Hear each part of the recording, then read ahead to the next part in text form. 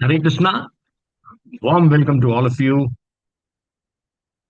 We are starting the systematic study of Gita, session number 24. We are on chapter 3, Yoga of Action, Karma Yoga. Thank you all for joining this session. Warm welcome to all of you again.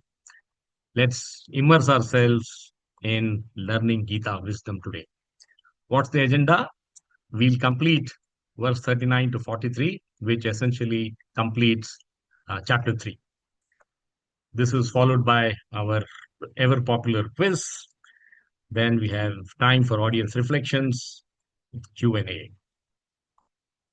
Before I start, I offer my humble obeisances and seek my Guru's blessings, His Holiness Gopal Krishna Goswami Maharaj, and my Shiksha Guru, His Grace Gaur Vilas Prabhuji. It is only with their blessings I will be able to do justice to the 5 verses that we have identified for our session today. The Goloka Express is is chugging along quite well. We are on chapter 3, understanding concept of Karma Yoga.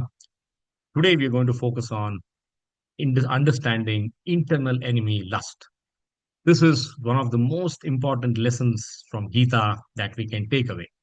We are always focused on enemies externally, but today, of course, we have already started this session. We understand the biggest enemy of us is sitting within us. Today, Krishna is going to describe to us what are their locations, how they act, and what is that we need to do to conquer lust. If we have to be liberated, if we have to go back to Godhead, if we want Goloka, if we want Krishna Pada Seva, we have to conquer this internal enemy lust. It is so important for us. A quick glance at the acronym of chapter 3. It is called TRI. T is Tyaga, we have completed rungs on the yoga ladder. The first E is exemplary Karma Yogi and enemy of the soul. When we read this, it looks, oh, well, it could be another enemy which we can always overcome. But no, this is an enemy which we will realize going forward will take lifetimes to master. Not very simple. And that's why Krishna is spending so many verses trying to explain the intricacy and the importance of controlling your enemy within. When we descend into this world as a child, we are all blessed with pure love. But that love perverts into lust as we grow. And we try to ceaselessly enjoy sense gratification. From selflessness, we become selfish. That's the journey which we have to reverse, and Gita wisdom will help us on this path. We have covered 3.37 and 3.38 in the last class. Shyam Chandra Prabhuji covered them, and he told us that in 3.37, Krishna identified lust as the enemy in this world. He said, Vidhi enam iha vairina. In 3.38, which we will cover in detail, just to refresh, Krishna explained to all living beings that we are covered by lust, though to varying degrees. We will see that. The 5 verses we are going to cover today starts with 3.39. The eternal enemy binds, blinds, and burns, and lust is never satiated.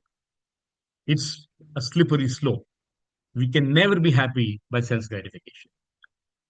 In the next verse, 3.40, we are told by Krishna about the 3 locations of lust. It's not just present in one place, it's present in 3 places. And he also tells us a series of verses where he says, how do we start attacking this internal enemy? He first says in 3.41, regulate your senses. In 3.42, he says, understand the internal hierarchy so that you can focus your energies exactly how to control lust. Then steady the mind by deliberate spiritual intelligence. That is Krishna consciousness. So we should move from the 4 Ds, which lead us around the wrong path, to the 5th D. We will see what these 4 Ds are. To the 5th D, that is discriminate, deliberate, understand how we should get control, conquer on this internal enemy list. Quick reflection, revision of what we studied in the last class. 3.38, this is 3 degrees of covering of lust. The translation of this verse is, as fire is covered by smoke, as a mirror is covered by dust, or as the embryo is covered by the womb, the living entity is similarly covered by different degrees of this lust. So, one thing which is constant, one thing which is common to all of us, all Jivatmas, is the presence of lust. All living beings are blessed with this gift, which is lust. Three, what you can say, analogies are presented by Krishna to Arjuna here. He says, it is Dhumena Vrite Vahane. It is like fire with smoke. What do we understand by this example? Fire and smoke. There is no fire without smoke. There is no smoke without fire. So knowledge is there. The fire is there, but the smoke covers it. So the knowledge is usable, but hazy. Our intention is to only flame the fire, remove the smoke, and flame the fire in the right direction of not sense gratification, but spiritual wisdom. The second analogy he presents is mirror covered with dust. What happens when mirror is covered with dust? The spiritual vision is seen because the reflective power is disturbed. So we have knowledge, but it is covered. The third example is a baby, a child in the embryo inside the womb of a mother. This symbolizes total helplessness, blindness to spiritual truth. So these are the three analogies given by Krishna to Arjuna to help us understand what this lust is and how it covers us. Prabhuji presented the beautiful table. He says, let's understand this analogy in simple terms. The fire smoke analogy is applicable to human beings because the covering is thin and penetrable. We are fortunate. We can reverse this. We can conquer this enemy. In fact, going forward, Krishna says, Jahi Shatru Mahabhahu. You are the most powerful archer in this world. You can conquer external enemies. Similarly, you can conquer this internal enemy. The next analogy, dust and mirror, it applies to animals. The covering is thick, very tough to penetrate. In the womb and child, it represents the trees. It is so thick, spiritual knowledge is entirely concealed. So we are all fortunate that we are in this human species of life. We have a thin covering which we can penetrate and we can correct ourselves on the path of spiritual progress. Give up this lust, give up this sense gratification, and adopt the path of spiritual progress. So, with this background, we go to the first verse today. This is how we are. The three enemies, three places, three strongholds, three analogies given by in this example: fire and smoke, a mirror covered by dust, and embryo, a child in the embryo inside the womb of a mother. As we come to the first verse of today, let's start by looking at the story. All of us are familiar with Bhishma Pratigya, Bhishma Pratigne. He took a terrible vow of celibacy. Why? We know the story, but we can also understand and apply as to what Krishna is driving home. Why did Bhishma take this vow? Because his father Shantanu wanted to marry a fisherwoman, Satyavati.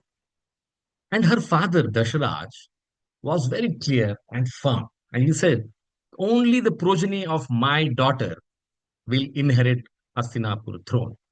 If you are willing to agree to this promise, only then I will allow this marriage to happen. So Bhishma was left with no choice. He was, as we all know, a great devotee, a great warrior, one of the wisest persons living in this world.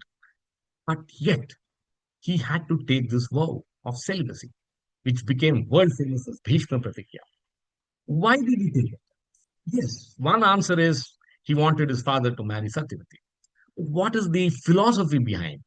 That shows that the lust of attachment drove even Bhishma to take this vow. He was attached to his father, he had loved him, he had respect for him, and he said, I must, as a son, dutifully fulfill the desire of my father. While it's a noble objective, but remember that attachment led to Bhishma Pratigya. So, this is the intricacy of lust available within us. We think we are doing this for good, but then there could be what you can say effects, repercussions of that which can last lifetime. So this with this story, let's and okay, if I have to continue this further, Bhishma, along with Drona, decided to support Duryodhana and the Kauravas. Why? Did he not have the wisdom to say that Duryodhana is on the path of adharma? No, he knew very well what Duryodhana is doing is wrong. But the attachment to the throne, the attachment to I must support Hastinapur throne at any cost. This drove him on the path of attachment to the throne, giving up dharma for adharma. So this is how lust behaves or makes us behave by its presence within us. Let's go to the verse. Avrutam gnanametena gnanino nityavairina kamarupena kaunteya tushpurena analena cha. What is this enemy lust? What does it do? It leads to degradation. It leads to us doing things like what Bhishma did in the example. The eternal enemy blinds, binds, and burns. Lust is never satiated. Let's look at the translation. Thus, wise living entities, pure consciousness, Nanina, Nanam, becomes covered. Avrutam, a very famous word we should remember.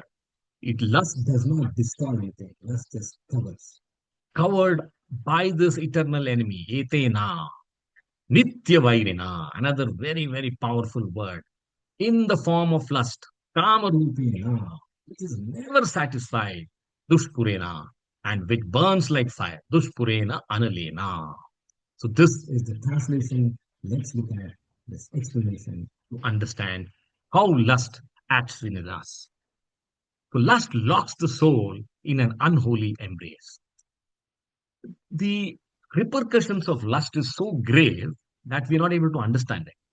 The advancement of material civilization on the basis of sense gratification, which we all like, which we all love, which we all indulge, means increasing the duration of material existence of all the living entities.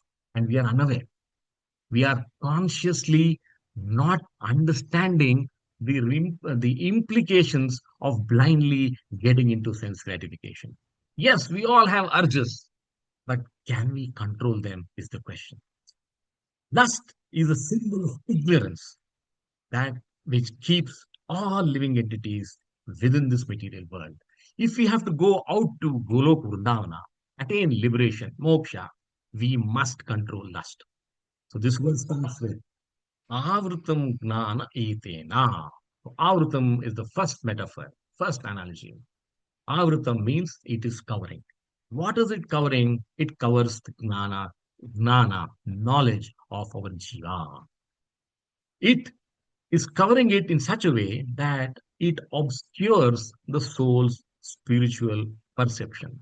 As I mentioned, we are all born with love, with gets perverted to lust. So it is hindering our knowledge. Gnanino, nitya vairina.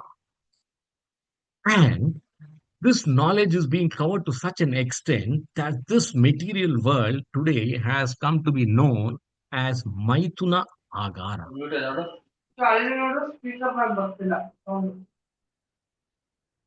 I think someone is to mute.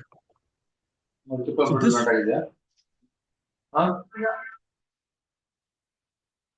Guruji, can we mute all? Yes, Prabhu, I'll do that. So that someone is. Let's continue. So why is this world known as Maithuna Agara? because the center of activities, all focus of this world is around sex. That's why this material world is called Maithuna Agara. So we are bound by the shackles of sex life. If we are able to come out of the list, we will be able to make progress on the spiritual path. Gnanino Nitya Vairina. I have marked Nitya Vairina in the red. Why? Because our enemy, whoever is external to us, is an enemy for a year, for a day, for a decade, for our lifetime. But lust is an enemy, which is Krishna is saying Nitya Vairina. It continues from lifetime to lifetime, from this birth to the next, and millions of births. It is the essence of understanding why we must start the process of trying to control rather than trying to indulge. Granino Nitya Vairina. Then he says, Kama Rupena Kaunteya. What is Kama? Lust. Oh dear Arjuna, please understand this lust within you is going to mislead you, misdirect you. Duspurena Analena Cha. Analena is the next metaphor that Krishna is using. So two metaphors in one verse. Lust is never satiated. Kama Rupena Kaunteya. Duspurena means impossible, insatiable. You cannot say that, today I have indulged, I will be happy. I will share a story. After 1,000 years, the king said, I give up. I'm not happy with this indulgence of senses.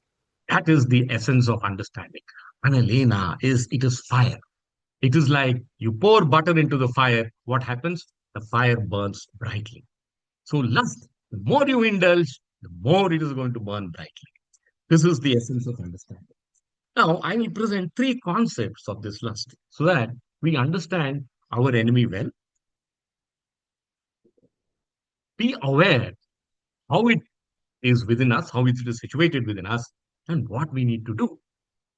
First is identity, second is strategy, and third is longevity. So what is the identity of lust? Lust is not external. Don't try to search for it outside, it is within you. So the first uh, point is lust is internal, it's not outside. We have to search for it internal. The knowledge is within us. We can control lust by doing things within us. We will see how. What is the strategy that lust adopts? Lust lays on a very simple rule. I will use your own force to destroy you. Now it looks simple, easy, but how do we understand? Look at, let's take an example of our lifestyle. Today, computers. Computers have the best softwares. What is computer virus? That is like lust. What does the computer virus do? It's the same software written in a tricky way that trips you and traps you. Similarly, lust follows the same strategy. It uses our own resources. It's using our senses, our intelligence, our mind to mislead us. Longevity, another important thing. Any enemy, any external enemy is has a lifespan. He is there for a war. We win or he wins. Either he destroys us or we destroy him. For Arjuna, it was the case of fighting Duryodhana or Pandavas fighting Kauravas. Both of them knew who is the enemy. But lust is something which, and what is this enmity all about? I fight this war, I win this war, then I have vanquished my enemy. But lust is not like that. It has a lifespan which is extending from this life cycle to the next life, from this birth to the next birth, and thousands of births around. So it has, that is the wisdom that we must take home from Gita.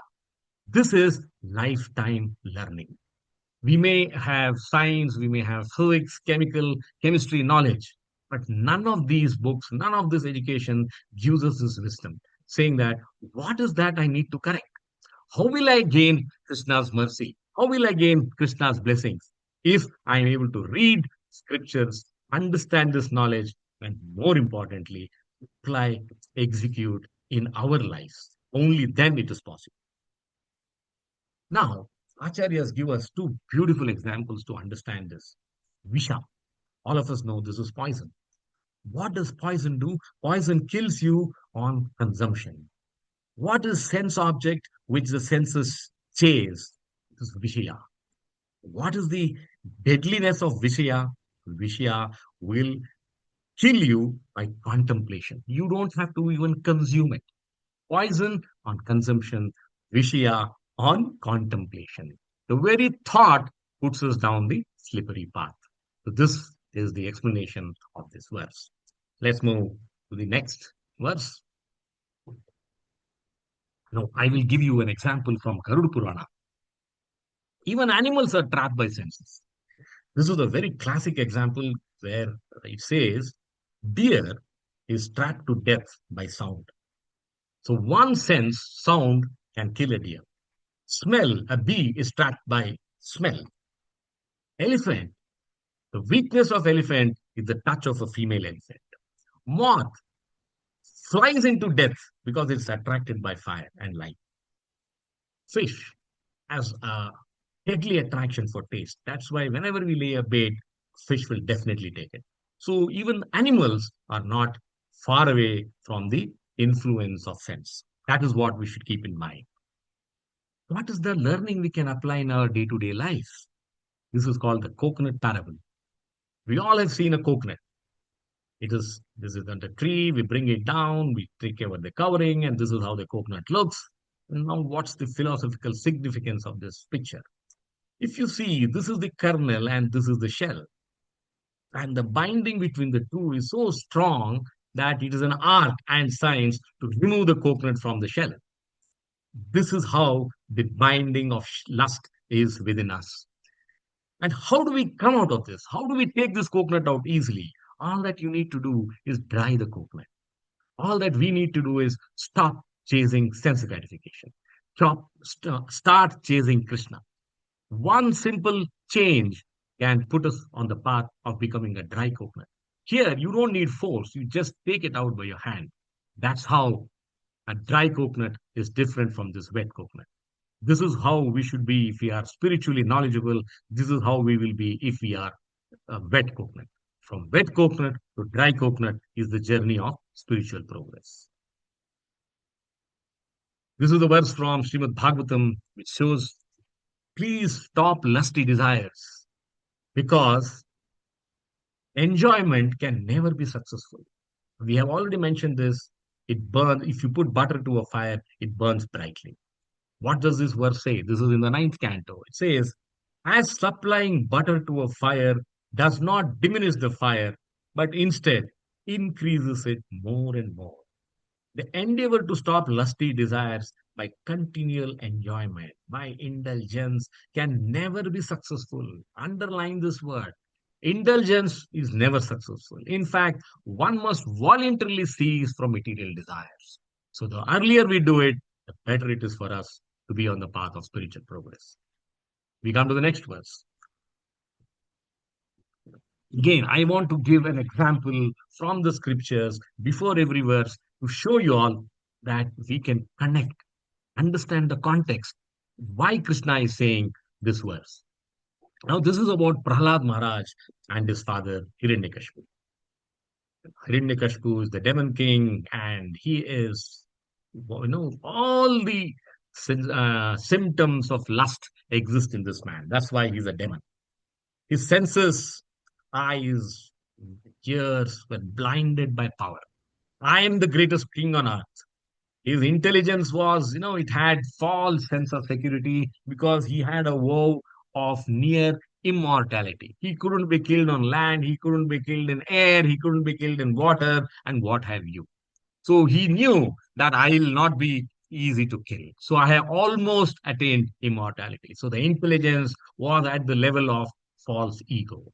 Mind was playing tricks with him, saying that do not underestimate anyone who is going to oppose you. Moment you see someone, crush him so that your power continues unchallenged.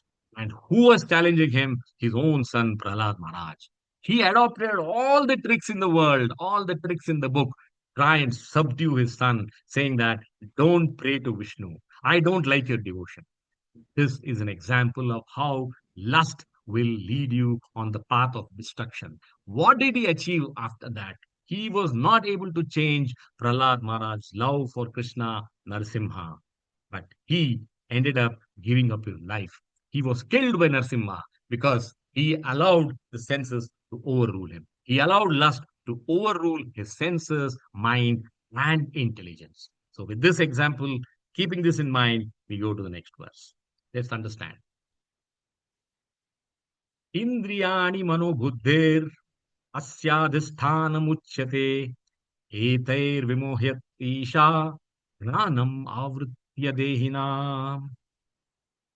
So now Krishna is telling us three locations of lust, which I showed you in the example before. Let's read the translation and go through the explanation. Indriyani manobuddhir means the senses, the mind, and the intelligence. Indriyani manobuddhir are the sitting places of this lust. So with this, we now know where is this lust located within us. Asya adhisthanam uchyate. They are placed here. Through them, Ethai, lust, covers the real knowledge of the living entity. Pranam avritya dehinam. He is again using the word avritya here. We have seen avritya in the last verse too. And bewilders him, vimohet isha. So what is bewildering us? The lust situated within us. And where is it situated? Krishna is saying it is situated in three places. So the lust is so strong. Indriyani manobhuddhir asyadisthanam uchyate. It has occupied all the three strategic positions within the jivatma. It is a stronghold. It is not easy to dislodge lust. We can't blame others if we become lusty because lust is there within us. That is the first level of realization that we should acknowledge, accept, and say that, fine, internalize. I know what is my limitation. And that is the learning from this verse. Lust. Where is it located? Indriyani manobuddhi. So it is located in three locations. You have five senses. Manobuddhir, mano is mind, and buddhir is intelligence. Asyadisthanam uchyate. So these are the three locations of lust that Krishna has defined in this verse. Etair vimohyat isha. Gnanam avritya dehinam. What is dehina? Dehina means an embodied soul. A soul has to have a body. So all of us living entities, this is applicable to us. And what is this doing? It is bewildering us by being present in us. Gnanam avrutya dehinam etair vimohet isha. What does the mind do when lust is embedded there, when lust is sitting there? Mind is the most important nerve center of us. We are defined by our thoughts, and our thoughts are controlled by our mind. Center of all activities. Mind plays a very important role. It is a reservoir of ideas for self gratification. Let's have this, let's do that, let's see this. That's how the mind deludes us and bewilders us. This is how Gnanam Mauritya. So it is covering our knowledge, both at the mind level and at the intelligence level. What is the intelligence? Intelligence is even superior to mind, and it influences the soul to acquire false ego. What did Hiranyakashipu think? Since I have the boon of immortality or near immortality, nobody can kill me. I can do what I want. I can subdue my son Prahlad Maharaj. I will remove his devotion. So the intelligence is influencing the soul to acquire false ego. I am the supreme. I am the greatest. I want to enjoy. We have just one life. We have worked so hard. What is the harm if I am going to enjoy? That's the sense gratification. That's how mind and intelligence deludes us. Previous verse, it says, Avrutam gnanam etena. And this verse ends with gnanam avrutya dehinam, covering the knowledge of all the embodied souls. So this is how this work, this is the explanation of the verse. Now let's understand and apply it to our day-to-day life. What's happening around us? Where is this lust seen? And what is happening? Now, lust is seen you see, of the five senses. Let's take sight as an example. Now we are aware of this, and it is a social problem where we look at females, we complain that the problem of lust is because of female. Thus, problem is because of the way she behaves, and we are very happy to pin the blame on the female and say that all this lust that is happening within men is only because of what women does. Now, this is not true.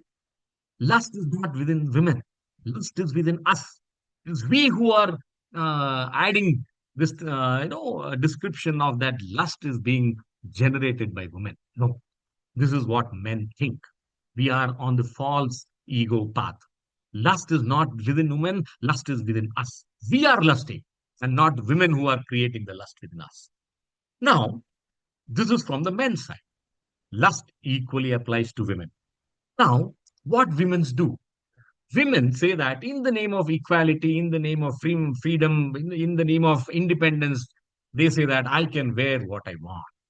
Now, when you adopt this thinking, this thought, there is a message which is being subtly sent, and that message gets misunderstood. So, if you are a woman, if you are a responsible woman, if you don't want to have this lust become your enemy, then it is better to test modestly. So, this is how lust plays equally powerfully between men and women. No point in blaming women for lust. It is not women who are responsible, it is we as men who are responsible. That's the bottom line. And we are all sadhakas. We are all on the journey of spiritual progress. We should not put a lot of trust on our intelligence. We will see in the verses forward, we are not perfect. We are born imperfect. We have challenges, we have limitations. So we must advise, we must empower our intelligence to think on the right path. Now, if I am only happy with material intelligence, material qualifications, earning for my family, if this is what is going to be my path of living this life, then I will not have that insight as to what I need to do to correct myself. If I have to correct myself, I have to take shelter of the scriptures. That is the essence of this verse. Jivatma, because of material attractions, is getting disinclined to know Atma. We are Atmas. We want to forget that. And we are only inclined to enjoy sense objects. So we should stop doing that, avoid doing that, and start looking at what Gita is giving us as essence, as wisdom, which we can apply in our lives. This is a verse from Srimad Bhagavatam, where the verse also says how we identify falsely as this body. Why are we so much curious, keen to follow sense gratification? Because of this mistaken identity. We are not this body, we are the soul. That is what Gita tells us, but it is easy to say, but difficult to understand.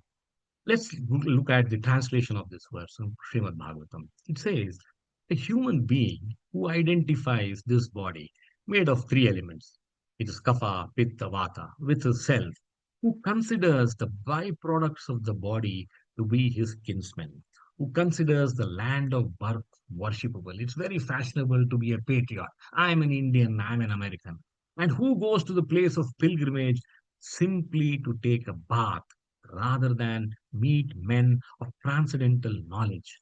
There is to be considered like an ass or a cow. So if you don't have this understanding that I am not this body, I am the soul, then my status, even though I am a human being, even though I am a jivatma, is nothing but equal to an ass or a cow. This is what Srimad Bhagavatam is telling us. What is the day-to-day learning? We are inflammable like any of this fuel, petrol, kerosene, aviation, turbine fuel. Take fire closer, it can catch fire. So bring sense objects closer to us, it can mislead us, misdirect us. We are not incorrigible. Please do not have this security for feeling that, oh, well, I'm born intelligent, I'm born in such a family, I am not going to be tempted. No, each one of us is as weak like any one of us to get tempted by lust. We need caution and not condemnation. I'm saying this because we should be careful, but don't condemn yourself saying that, oh, well, I should not have eaten two gulab jamuns. I ate this today. That is fine. As long as you know that I should control myself from doing this mistake again, you are on the right path. Let's go to the next verse. Again, let's start with the story. And this story is about Arjuna. So now we know the locations of lust. Now we are going to understand how to control lust. What is the story about? So, what is the picture showing us? Here is Dronacharya. He keeps a wooden bird on a tree and asks his pupils, his disciples, Kauravas and Pandavas, saying that I want you to aim at the eye of this wooden bird and shoot. Let's see if you meet the target. The task is simple. The explanation is equal to all. And then he says, have you understood my question? Everyone says, yes, we have understood the question. So he asks each one of them, what do you see? Dhritarashtra says, I am seeing the tree. Duryodhana says, I am seeing the bird. And the others say, I am seeing you, Guru. Others says, there are trees here. There is a beautiful garden. It's a nice morning. Wind is whispering. Dronacharya keeps listening to the answers and says, fine, fine, well done, well done. And then he asks Arjuna, oh, Arjuna, can you please tell me, what do you see? Look at the answer. Arjuna says, I only see the eyes of the wooden bird, O Guru Varya. I am not interested in seeing anything else. You ask me to shoot, and I will shoot. So what is the difference between Arjuna and all the others on that path, on that place, in that place?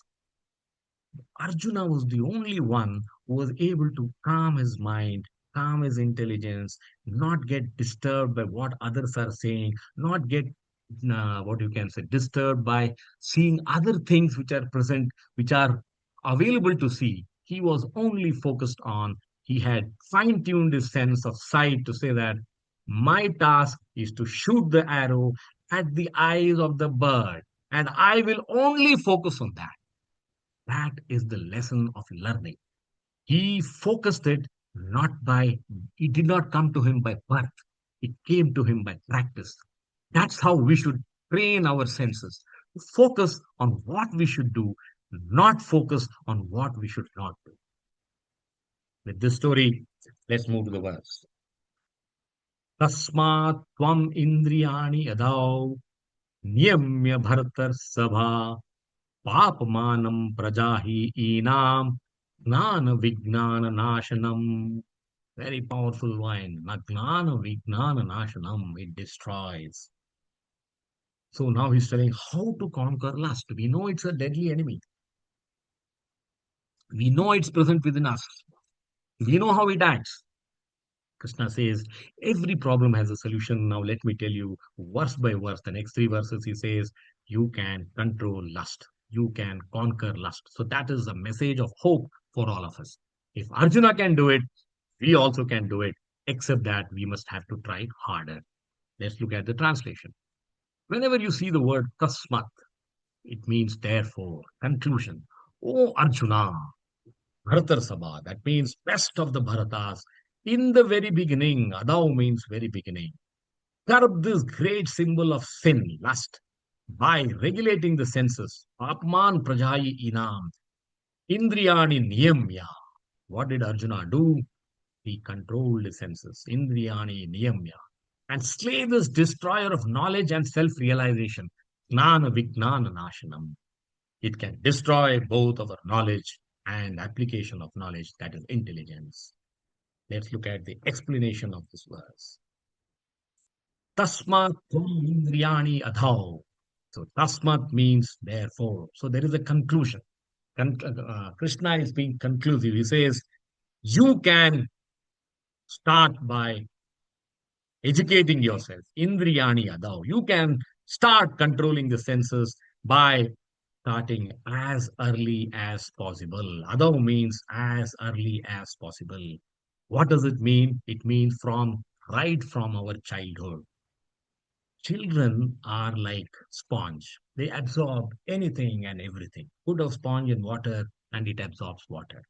So if you are able to give them the cultural understanding, how lust operates, put them on the path of bhakti, say that this is what we are here for, child understands that. We have great examples of such children amongst us. Shyamchandra Prabhuji has brought up his two sons, Arjun Saka Prabhu and Amarinder Prabhu, by giving them the spiritual knowledge from their very young age. And you can see what is the result of it as they mature into adults. They are Krishna conscious children. So it is said, if you give a fish to a hungry man, his hunger for that hour is destroyed. But if you teach that the person fishing, his hunger is destroyed for his lifetime. Similarly, if you teach the child the importance of following the path of dharma, following the path of scriptures, the child is a learned child, wise child throughout its lifetime. Tasmat tvam indriyani adhav. Senses are the crosses. So Krishna is starting by saying, Tasmatvam indriyani ado. Control your senses starting from as early as possible. Niyamiya Bharatar Sabha. Oh, the best of Bharatas, Arjuna, control, regulate all your five senses. Niyamiya Bharatar Sabha. Papamanam Prajahi Inam. Destroy the sinful lust within you by controlling your senses. Destroy this lust. Gnana Vijnana Nashanam, very powerful word. He says, this is the description of lust. He says it is not just an enemy, it is not just a Nitya, it is not just a covering, it destroys your knowledge base from the roots. And what's our gnana? It is knowledge. I am the eternal soul, not this body. Knowing this, after being aware of this, are we in a position to control lust? That is the question we should ask ourselves. That is sadhana bhakti. That is the journey towards spiritual progress. It doesn't matter if you have the weakness. What matters is how you are making an attempt to overcome the weakness. Vijnana, Gnana, Vijnana Nashanam. What is Vijnana? Vijnana is specific knowledge. Gita tells us, as Jivatma, we are having permanent relationship with our Paramatma. Jivai mama loke. We are part and parcel of the Lord. We are eternal. So both these knowledge, Gnana and Vijnana, can get covered, can get destroyed by lust if you do not destroy lust. That's what Krishna is telling Arjuna.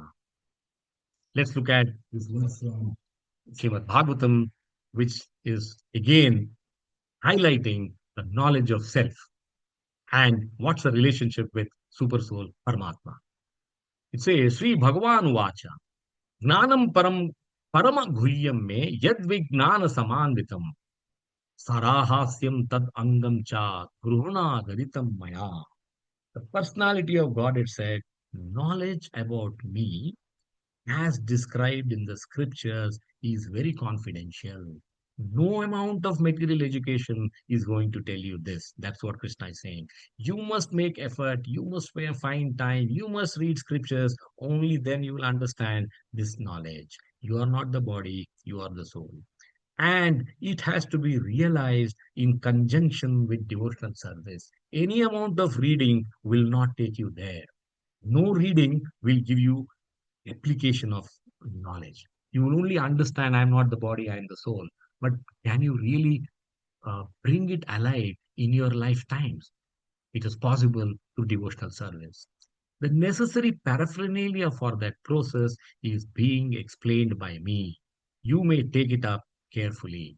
Now, I am facing a challenge. There is a power shutdown here. I have a, what do you call, 5 minutes of backup. Don't disconnect. If I disconnect, I will reconnect back. Hopefully, the power comes back soon. What are the learnings we can apply in our daily lives? Pause is not inaction, but action. Pause to ask yourself, do I need to eat the two gulab jamuns when I am diabetic? Pause. Say, no, I will eat half. So pause is not inaction, but action. Always take time to say that, should I do this? Should I not do this? That itself will put us on the right. Now we come to the next verse. Fortunately, the power has come back. Let's say Hare Krishna. Now, before we get into this verse, Let's start with understanding the chariot body mind analogy. This is from Kathopanishad. The story is Nachiketa, who is the son of sage Vajasravas, asks Yama, can you please tell me what is the destination of this soul? Then Yama says, let me explain to you the chariot body mind analogy. And then he describes this. What is being shown here? And if we have an understanding of this, this is Gita wisdom, lifetime learning. We are, as the soul, sitting in the body, which is this chariot. That is why it's called chariot, body, mind, energy. So this is the chariot. So body is just the chariot. And this chariot is being driven by five horses. And what are those five horses? The five senses: sight, hearing, smell, taste, and touch. This These five horses are being controlled by this reins. We all agree that if I have to drive the chariot on the right path, I need to have reins to control the horses. So the mind, the manas, is that reins. Understand this. And the charioteer, remember Arjuna being driven by Krishna. So in place of Krishna, all of us have in the chariot our intelligence, our intellect, our buddhi as the charioteer. This is the essence of this analogy. We must understand that if this chariot, where we are all sitting in this body, has to ride on the right path without bumps, without going astray. No, horses are animals, of course. Senses are also valid. So they can go anywhere they want. If you want the horses to follow the path of taking you back to Golok Vrindavana, then we must tell the intelligence, we must tell the mind, particularly intelligence, saying that, oh, intelligence, please rein the horses in a way that they follow the path of dharma. They take me away from lust and they will not take me closer to lust. They will not, what you can say, influence me to enjoy sense gratification. They will influence me to start minimizing sense gratification. So, this is the analogy that Yama presents to Nachiketa. So with this understanding, the next two verses will be quite easy for us to understand. And in case you don't understand anything, mark these questions. We'll take this up during the Q&A session. How to conquer lust? So Krishna says, Indriyani parani ahur indriyebhya param manaha manasastu parabuddhir yo buddhe paratastu saha. What's the translation? The working senses are superior to dull matter. So now Krishna is giving us the hierarchy. He says, Indriyani parani ahur. The working senses are superior to dull matter. Indriyani paramahur. Mind is higher than the senses. So sense objects, senses, indriya paramana, intelligence is still higher than the mind. So senses, sense objects, senses, mind, intelligence, manasastu parabuddhi. And he, so intelligence is about the mind. The soul is even higher than the intelligence. Yo buddhe paratastu saha. The Sanskrit sloka may sound difficult to understand, but this will easily help us understand. What is he saying? That the senses are stronger, higher in hierarchy than the sense objects. Mind, which we saw in the chariot mind body analogy, mind is stronger than the senses because the charioteer is controlling the senses of five horses by the reins, and that is the mind. Intelligence is stronger than the mind. That is why Krishna emphasizes repeatedly we must focus on our intelligence and our mind. Soul is after all, who is the occupant of the chariot, is stronger than all of them. And then, of course, super soul, Paramatma, is supreme, who is guiding all of us. So this is the hierarchy that Krishna is explaining. Let's go through it line by line of this verse. Indriyani parani ahu. Senses are superior to sense objects. Now you may say, it looks very simple when you show me in this flow diagram. Can you please tell me how do I understand this? Let's take the famous gulab jamun example. I am diabetic. I'm not supposed to have gulab jamun. Now, gulab jamun is a sense object. My desire to eat, taste, tongue is my sense. I am tempted to eat two gulab jamuns today. So what does this show? The senses is taking me to do an act of eating two gulab jamuns when I know I must not eat even one gulab jamun. So this is a very clear example to understand, to help us understand that senses is what is leading us to the sense object. So senses are stronger, higher in hierarchy than the sense object. Indriyebhya param manaha.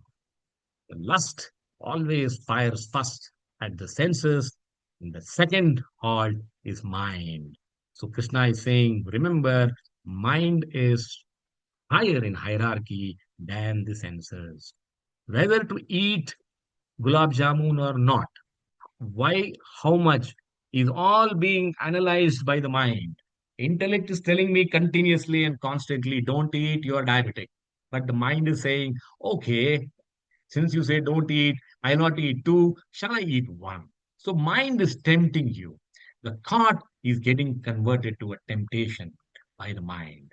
Then and remember, mind is strong, so strong that when we are dreaming, even then the mind is active. Senses are asleep. The mind is stronger than the senses. Manasastu para buddhi. Beyond the mind is the intelligence. The intelligence is constantly telling me, my dear Shyam, you are diabetic. You are not supposed to eat gulab jamun. But what's the mind doing? Mind is negotiating with the mind, the intelligence saying that, oh, well, make an exception. Let me take a tablet. Allow me to eat two gulab jamuns or at least one gulab jamun. Now, let me give you an example how intelligence is more powerful than the mind. Let's say you are in the office. You are very angry with your boss. Will you ever shout back at your boss? Never. This is very clear because your intelligence says, my dear sir, if you shout back at your boss, that's the end of your job and your career. So that's the strength of intelligence. If it wants, it will hold you back and it will ensure that you follow the path. So this is what we should understand that intelligence is at a higher level than mind. If we are able to train the intelligence, we will be able to control, we will be able to manage the influence of lust. And then he says,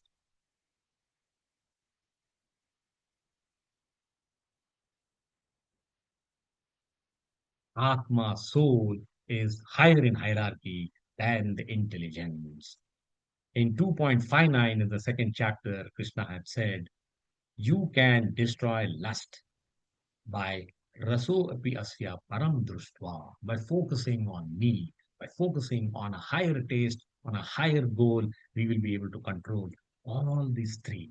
So soul is after all the what you can say, soul is sitting in this chariot, soul is using this chariot as the body. So soul is the most powerful. And beyond the soul is Paramatma, the super soul. So we must understand this. And what is the essence of learning? The essence of learning is all the three parts within us senses, mind, intelligence are connected to the soul, and all these three are the residing places of lust. That's what we should be careful. And we also know by this example that intelligence is quite strong, quite capable of taking us on the right path, driving the horses on the right path, provided you continuously give them the right inputs. Do this and don't do that. Follow scriptures and don't follow a path of adharma. If you keep telling that, intelligence will follow that and will guide us on the path of spiritual progress. This is the verse from Katha Upanishad, which is highlighting this fact. It says, Indriyebhya parahyartha artebhya cha param manaha manasastu parabuddhir buddhir atma mahan paraha. Atma is mahan than all of this mind, intelligence, and senses. The translation, higher than the senses are sensations. Higher than the sensation is the mind. Higher than the mind is the intellect. Higher than intellect is the self. That's the highest. What's the learning? conquer vice, conquer lust, not just by fighting harder. Whatever we do materially will come up short. If you want to succeed, then you must rise higher, develop a higher taste, develop param društva, focus on the Lord, surrender at His lotus feet. It's the only way to manage lust, to control lust, to conquer lust. The last verse of the day, and we have story of the Satyavadi king Harishchandra. So whenever I say Harishchandra, what is the image we get? He was a king who was known for truthfulness. He always did everything to uphold truthfulness. So much so that sage Vishwamitra challenges him and says, I want your kingdom, I want your wealth. He says, take it. He says, sell your wife and son. He says, I will do it. Why? I have to honor a promise. Now, this is the story. What is the learning? What does this show? It shows that for a cause of truthfulness, he was able to resist the temptations of lust and attachment. He did not mind selling his wife and son because he said, I have to uphold my dharma, and that is truthfulness. I will not compromise. If we all have same focus, same determination, saying that I will follow this path of following Krishna consciousness, irrespective of what challenges I may face in my lifetime, I will succeed. That is the example of Satyavadi King Harishchandra. Then I will give you an example of King Yayati. I also told you our sense gratification, our lust is something which can never be satisfied, which can never be satiated because it burns like fire. You put butter as indulgence, it will burn brightly. You cannot conquer lust by indulgence. So this story gives you that essence of learning. So what did King Yayati do? He gets a curse. I'll give it you in a short form. So he goes back to his guru and says, can you tell me how do I come out of this curse? And the curse says, you will be an old man. And he hates old age. So the sage says, oh Yayati, you can do one thing. Go and request your sons. You have so many sons. If one of them say that, okay, Papa, you take my youth and enjoy, and I will become an old man. If you can do that, then you can come out of this curse. So he asks his children. He has a son Puru who says, Papa, I love you a lot. So take my youth and I will be in old age. So that was a great sacrifice that his son does. Then Yayati is very happy. He starts leading a life of sense gratification because he is back to youth, and he leads this life of sense gratification for 1,000 years. After 1,000 years of enjoying, he's still not satisfied. And he says, out of disgust, I am tired of trying to be happy by enjoyment. I want to give back this youth and take my old age and spend my time in following spiritual path. So this is the example which highlights lust can never be satisfied by indulgence. Rama Rupa Durasadam, conquer this formidable energy lust. That's what Krishna says in this verse. Evam buddhe param bhutva samsthapya atmana jahi shatrum mahabhavo kama rupam durasadam.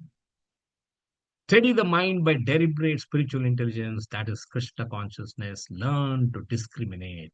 We will see this fifth D in this verse. So, what does this picture show?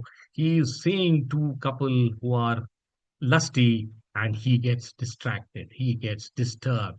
His emotions are woken up. Krishna is saying, don't allow this to happen. Let's look at the translation. Thus, knowing oneself to be transcendental to the material senses, mind, and intelligence. Evam buddhe param bhutva. O mighty armed Arjuna, Mahabahu, one should steady the mind by deliberate spiritual intelligence. That's the underlining word. Krishna consciousness. Atmanam, Atmana samsthabhya. Thus, by spiritual strength, conquer, that is Durasadam, this insatiable enemy, Jahi Shatrum, known as lust, Kamarupam. So, the hope giving message in this verse is we can conquer lust. Kamarupam Durasadam, we can conquer lust. Let's look at the explanation. Evam Buddhe Param Bhutva. Use our intelligence to know our true identity. Take the shelter of scriptures like Gita. Understand our real identity. We are the soul, we are not the body. Use our intelligence to analyze what is right, what is not right. If the intelligence can tell us, don't shout back at your boss at any given point in time, intelligence is capable of guiding us on the right path. Tell the intelligence constantly, I don't want to get misled on the path of sense gratification. However busy I am, I will find time to attend Gita classes. I will find time, I will make time available, understand the essence of Gita wisdom, because that is lifetime of learning. This awareness, this analysis through your intelligence will lead to application. What is that application? Apply that, saying that I will now start slowing down my urge for sense gratification. Samsthabya atmanam atmanam. There are two atmanam, atmana in this word. Atmana means mind, atmana means intelligence. Krishna is saying, focus both on the spiritual truth. Each time the mind drifts, we bring it back. Each time there is a challenge, we will follow the path of Yayati and the king who said, I will, for the sake of truth, not compromise. I will continue to sacrifice whatever it takes, but I will uphold truthfulness. Jahi Shatram Mahabhav. Hope giving line, Krishna is saying, you can conquer this enemy, Mahabhavu. You are the greatest archer. You have the strength within you to control this internal enemy. Conquer your internal adversary. Lust, like you conquer your external enemies. You are a terror on the battlefield.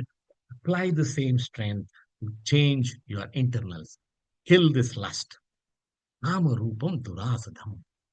It is Durasadham means formidable. So this lust is formidable. So in the sadhaka stage, we appeal, we change, we develop, we mold our intelligence to help us in this path. There was a question in one of the classes when they said, can you please tell me how do I change myself or how do I know that there is a change in me? I have moved from sadhaka bhakti, sadhana bhakti to the level of bhava bhakti or prema bhakti. The day we stop taking shelter of intelligence and we surrender to Krishna, that is the stage of Siddha, where Preeti, Prema, love, surrender anchors us to Krishna. That is the day. So until then, let's use our intelligence to guide us on the right. Steady the mind by deliberate spiritual intelligence, Krishna consciousness, discriminate. Let us see this discriminate. How does it work? How not to be objected or agitated on seeing tempting objects. We studied this verse in the second chapter. It says, while contemplating the objects of the senses, we saw the picture, person is seeing a two lusty young couple, and he gets emotional. Person develops attachment for them. And from such attachment, lust develops, and from lust, anger arises. So, this is the process of how the lust takes us on the slippery path. So, we use the same chariot mind body analogy to understand what are these four Ds, what is being told to us by Krishna. Well, this is the stage of thoughts. I want to have two gulab jamuns. So, that is the thought which is the trigger for all the next things that start happening. The moment I have the thought, then I am having a desire. I want to eat gulab jamun. That's the stage of emotions. The intelligence comes into play. Should I eat? Should I not eat? If the intelligence is weak, it says, let's have it. It's a temptation. Let's eat once, nothing happens. And the degrade stage is the stage of action. I'm not supposed to do it, and I do it. So, this is how the four Ds take us on the path of destruction. What Krishna is saying, I have given you the hierarchy. You understand that senses are stronger than sense objects, mind is stronger than the senses, intelligence is stronger than the mind. Soul is stronger than intelligence, and Paramatma is, after all, who is responsible for all of us. We are alive because of him. And recognize and understand how lust operates. And he says, train your intelligence to discriminate, train your intelligence to deliberate, move from sense objects to Krishna. That is the change we have to bring in ourselves. Easy to say, easy to hear, but quite difficult to achieve. That's where we must train our intelligence. It is said, Kim asat dharma bhir bhavek. What do I get by doing fruitive activities? Nothing. At the same time, if I spend on Krishna, we will be able to go back to Godhead. That's the essence of learning. Thank you very much. We have come to the end of the chapter 3 and the 5 verses today. I open the floor now for the quiz. I request active participation from each one of you. The first question. In verse 3.39, what is the knowledge of even a wise person covered? Remember, avrutam gnana etena. Answers. By anger, like a storm. By laziness, like darkness. By desire, kama, insatiable like fire. By ignorance, avidya, like a thick cloud.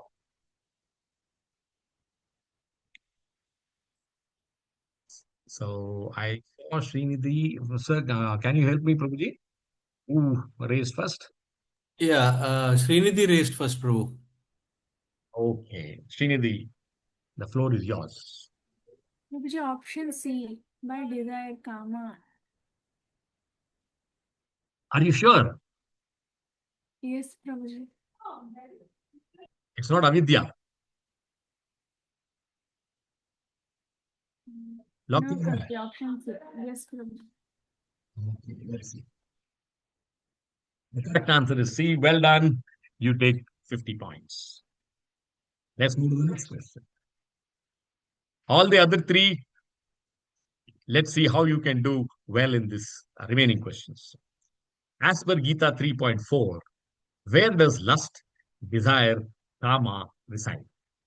The four choices are in senses, as they are stronger than sense objects. Wow, Ramesh has raised the hand even before I give the choices.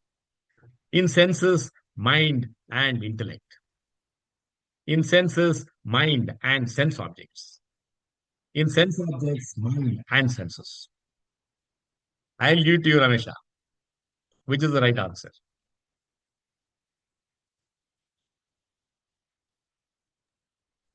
Uh, B, in senses, mind, and intellect.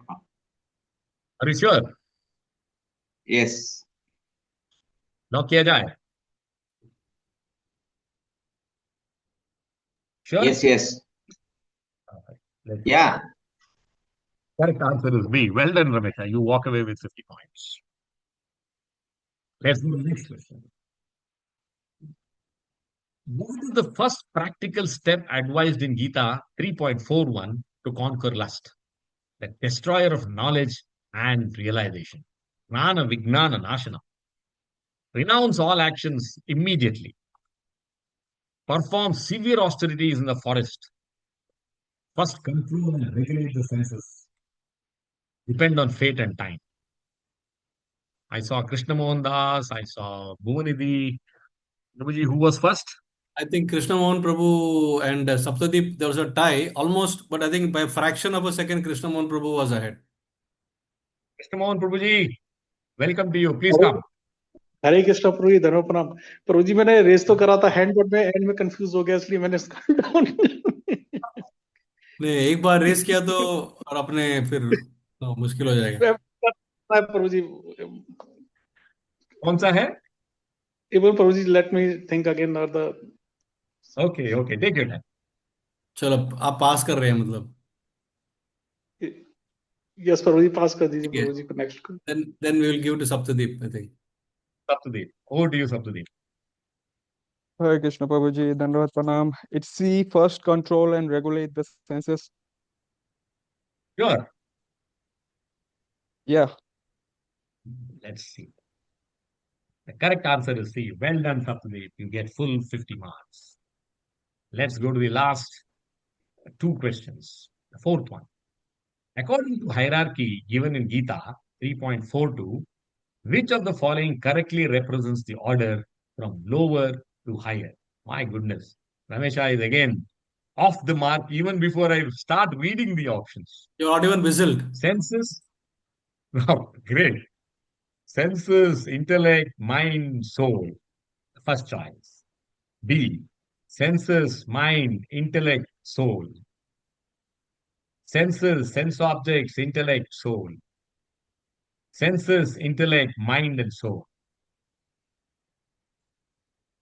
So, since Ramesha has already answered and Krishna Mohan Prabhu raised his hand and withdrew, so shall I give it to Krishna Mohan Prabhu Prabhuji?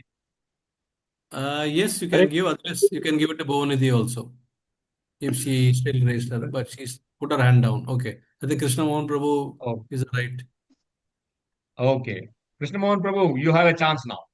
Yes, Prabhuji. Sense, mind, intelligent, and soul. B. Sure. Yes, Prabhuji. All are looking similar to me, but you are very sure that B is the right answer. Yes, Prabhuji. It is B. Lock किया जाए? Yes, Prabhuji. Okay. The correct answer is B. Senses, mind, intellect, and soul. Well done, Prabhuji. You have made up for your last attempt. Thank you, Last Prabhuji. question of the day. What main instruction is given in Gita 3.43 for overcoming desire? Suppress all emotions forcefully, know the self as superior to intellect, and control the mind by strengthened intelligence. Change one's external environment. Seek shelter of rituals and sacrifices as they are dear to Krishna. Srinidhi, I saw Srinidhi Prabhuji, who was, do Yeah, you have any other? but since she has answered once, maybe Bhuvanidhi can be given a Huh, chance this first. perfect. So let me give it to Bhunidhi then. Over to you, Bhunidhi. Hare Krishna Prabhuji, Danvat Pranam. Option B. Sure. Yes, Prabhuji. Okay, let's see. The correct answer is B. Well done. You take away 50 marks. So It looks like today all we the have questions B as the answer, no? uh, that was one what you can say clue, but I don't know how many of the people took the clue. But I'm happy that all the five got right answers. Yeah. Well done. Congratulations to all of you. With Yes. that, we have come to the end of the session today. Now, this floor is open to anyone to come and share your reflections, learnings from the session. I see Bhunidhi raise her hand. Please No, go ahead. she has put her hand down now. Okay, okay. Maybe it was for the quiz she had raised her hand. Acha, acha, okay. Anyone wants to say a few words? Saptadeep has Saptadeep. raised. Yeah, Hare Krishna Prabhuji, Dandavat Pranam. One of the key things which I've learned is that the lust, which is an internal enemy, is the most dangerous one. Earlier, I used to, I think, I had this idea that Mayadevi is the enemy, since she is means we are under the influence of the different modes of nature. But actually in this body we have lust as means we are trapped in this body along with an internal enemy, and it is very strategically it is situated right from the senses through means through the mind and intelligence also, only in order to affect our ego. That is very dangerous to know that the situation it is there. So I think which means the learning point, the key thing that is in order to defeat it, the best thing this Krishna conscious process is through chanting, because in this purification which we learned in earlier that through stita prajna, that is through steady flow of intelligence. So now the intelligence which we have, I think it is this material intelligence that is mind, this subtle form, that is mind, ego, and intelligence. That is, I think, it is the material form of intelligence. It is the bad intelligence. And at this stage, initial stage, yes, we somehow study and take guidance and try to rectify it. But in the prema bhakti, as you said, in the higher form state, we completely depend on the intelligence which is coming from Krishna directly. That is, I think, the spiritual intelligence, which is the good form of intelligence.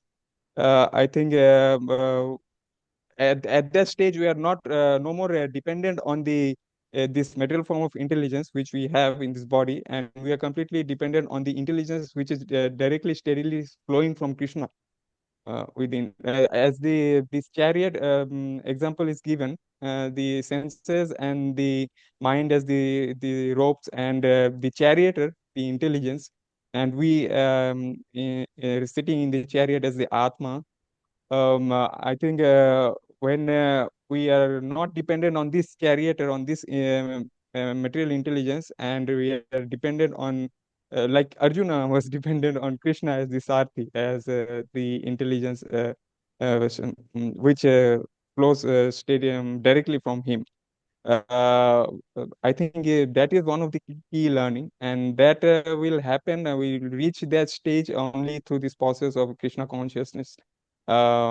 That is one of the key point which I have learned, and I think hopefully I'm correct in this thing. It is a very this concept means this tattva is very deep rooted.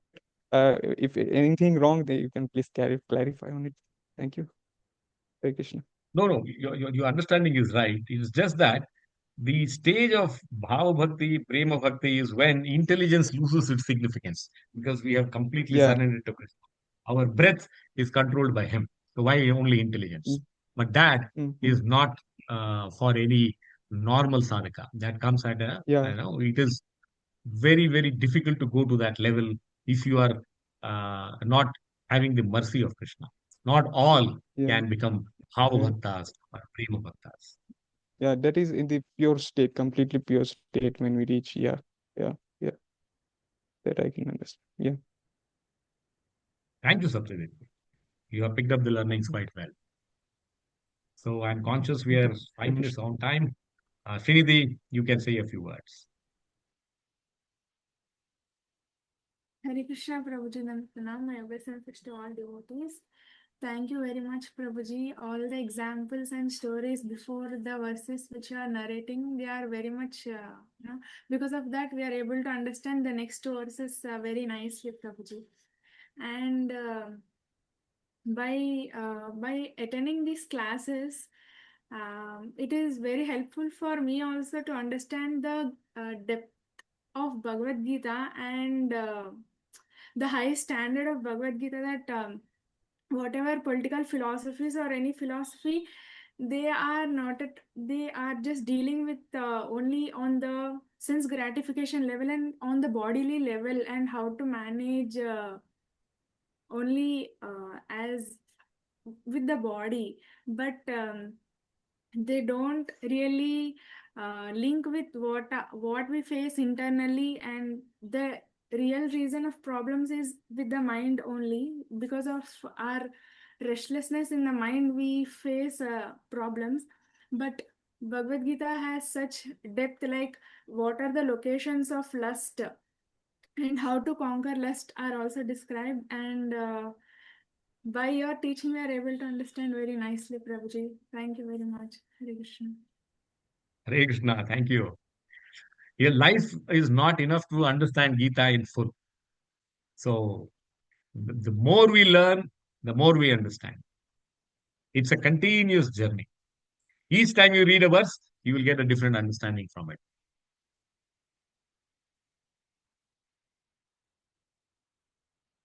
Thank you, Srinidhi.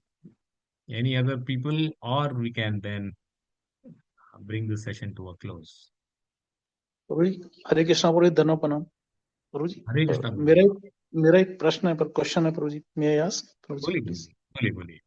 प्रभुजी जैसे आपने इसमें बताया कि हमारे एक Dzire आते हैं कि हमने गुलाब जामुन देखा तो उसका खाने का हमारे डिजायर है, बाद में हमारे एक इंटेलिजेंस होती है, then we took the decision intelligence में हमें वो खाना है या नहीं खाना। right? We take the decision. Krishna provide the Correct. intelligence, right, Prabhuji?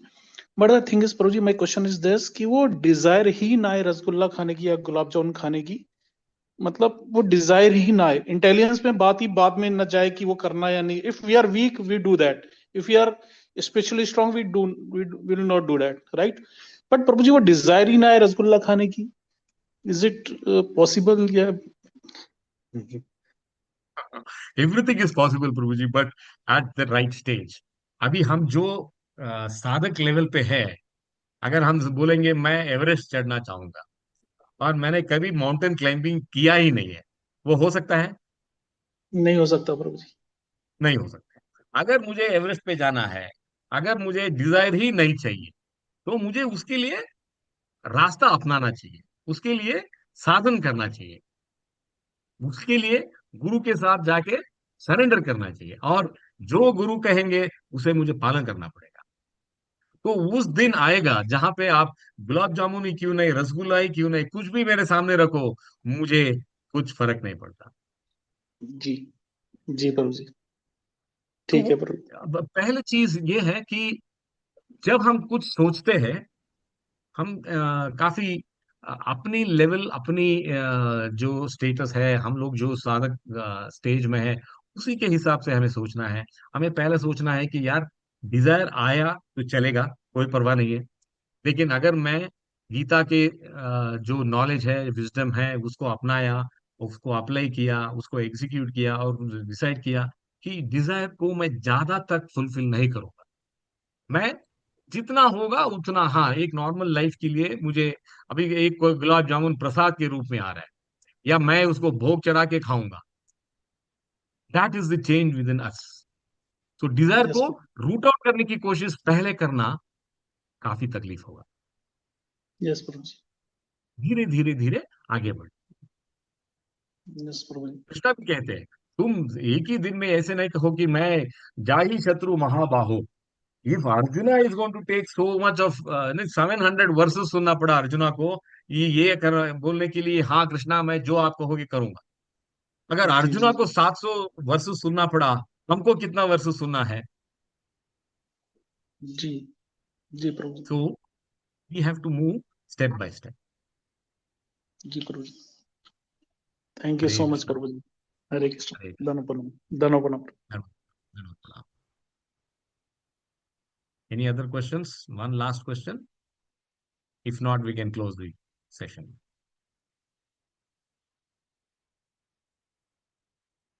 I don't think there are any questions. Oh, there is one. Saptadeep, yes?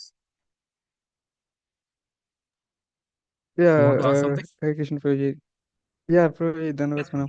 Yeah, regarding prasadam means eating on our focusing on our eating habit only, because means controlling the senses. So just last time I asked this question, and also is Shyam Chandra Prabhuji also told that means basically we should avoid outside food, means we should not eat outside. That is one thing. So I few days back read this one article, means I think regarding I think Srila Prabhupada, he was in the US, and he was offered, I mean, at that time, bread which we know we means that bread we eat, means sometimes for sandwiches or something like that to offer. So I think he was offered that, and he has means he ate that, and on the next it was a room conversation which was written. So and the next day he told his disciples that uh, please don't means offer this to Krishna or give this to me. I had a nightmare because it is a pre-cooked food. This bread is made from wheat, and somebody has cooked it.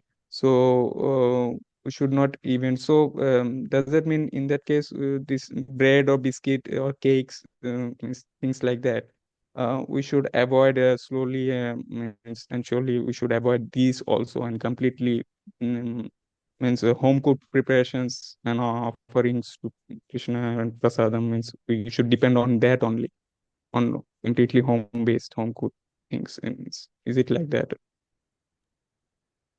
See, this Means is packaged again, foods we also. Yeah, there are levels which we should try and absorb, follow. yeah. If possible, try to avoid packaged food. Basically, now there are two reasons. One is devotional, and another is health. It is said Mm, that processed food contains so much of additives that it is not good for health. So that is one thing yeah, which we have now started realizing, that whatever looks very attractive, nicely packed, comes with a lot of items which are not good for health. So we have to be careful about that. Another thing is, would we like to offer that as bhog to Krishna? Now that is the second yeah. question. Why should we? Mm, It is rather mm, better to take puffed rice and add a little milk and jaggery and offer it to Krishna than offer a biscuit. mm, Now, mm, this is again from where you come from. What is your mm, bhava? mm, So, avoid it to an extent, to as far as possible. Now, there is no mm, choice, and you must offer it. Now, let's say you are traveling in a mm, train, and then you want to. There's nothing else available except bread and butter. What will you do?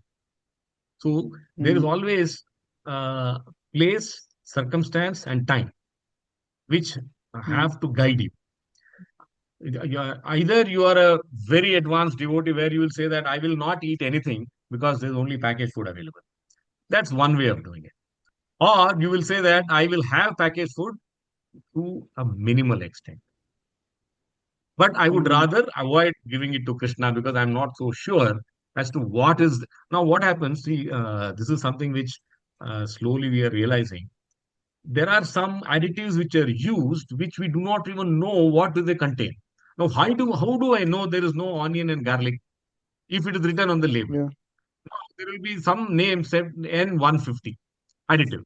Now, what does that Mm, N150 contain? Do you know? Many a times mm, of research have shown that N150 is not vegetarian at all, or it could be on the border of vegetarian, or it could be mm, something which we would not like to have. So it is better to be safe than sorry. Packaged food is something which is now becoming very complex. We don't know what really goes into it. All that we can see is that it is nicely packaged, it is tasty. But then to preserve the life of it, what are all the extra ingredients? We don't know. And even if they are mentioned, we don't understand. mm, yeah. Now, I'll give Yeah. you an Oh, example yeah. of medicine. Now, Yeah. I am advised to take Shell Cal, which is a calcium tablet. But then I was Uh, told, or I'm now made to understand that Shell Cal contains animal bone as an ingredient. mm, So they said if you have to take calcium tablets, don't take Shell Cal, you take Calcimax because Calcimax does not have animal bone. The same thing applies mm, to toothpaste. I can't use a Colgate, I can't use any of your normal brands. I only have to use Meswak or some equivalents to Meswak. Why? Because it doesn't contain Ayurvedic. anything which is with animal. Yeah. Ayurvedic. Yeah. Harm. So this is how we are now understanding that externally packaged food comes with unique challenges and they are very complex to understand.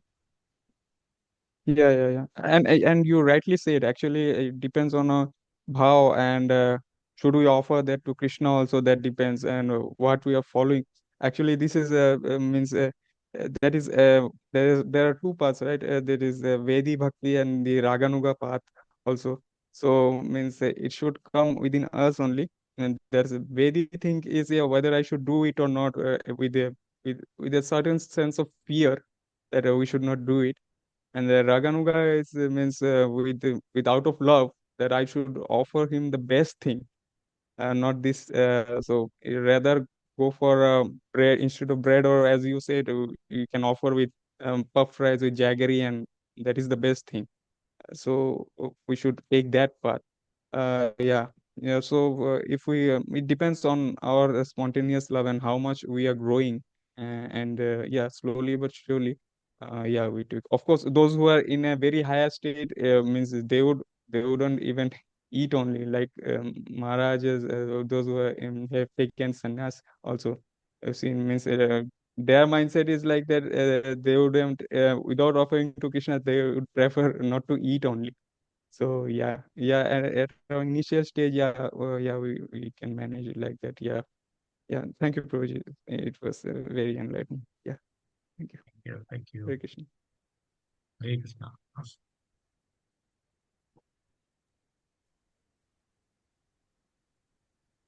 If there are no questions, then we can close the session.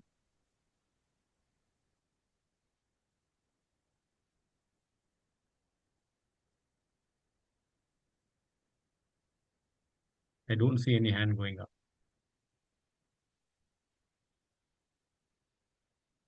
Thank you all. Thank you very much. Enjoy your rest of Saturday and have a great weekend tomorrow. Hare Krishna. So, Prabhu, you would be, sorry, I'll just stop the recording.